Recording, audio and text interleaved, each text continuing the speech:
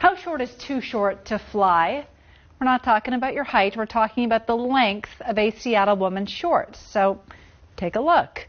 A JetBlue Airways crew said this outfit was too inappropriate to board a plane. And tonight, King 5's Heather Graff talked to the woman at the center of that clothing controversy.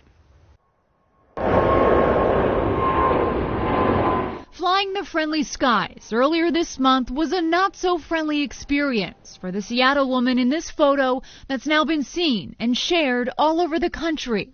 A few minutes before boarding was set to start, the gate lead approached me and said that there was a problem and that what I was wearing was not appropriate. Maggie McMuffin is a burlesque performer who on May 18th was returning from a show on the East Coast. She took a JetBlue flight from New York to Boston earlier in the day with no problems. But during the second leg of her trip from Boston to Seattle, she says the crew at the gate told her the black and white striped shorts she was wearing were too short to board the plane, and they asked Maggie to change. I informed them that I didn't have anything else. I had 2 very small carry-ons with me, and they suggested that I go buy something.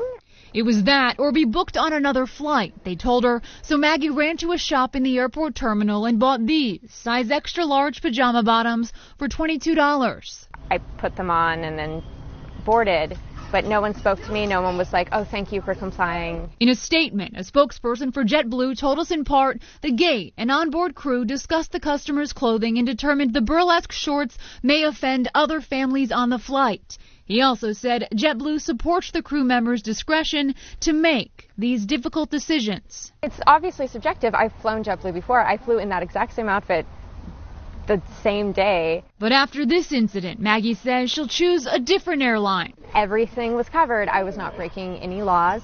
The next time she flies the friendly skies. In Seattle, Heather Graff, King 5 News. Well, the airline did reimburse Maggie the cost of the pajama bottoms she bought at the airport, and she also received a $162 credit for a future flight on JetBlue, though Maggie says she would prefer an apology and more clearly stated passenger dress code. So we asked you to let us know if you thought the shorts were too short. And most of you do agree with the airline, saying you should cover up a little more in public.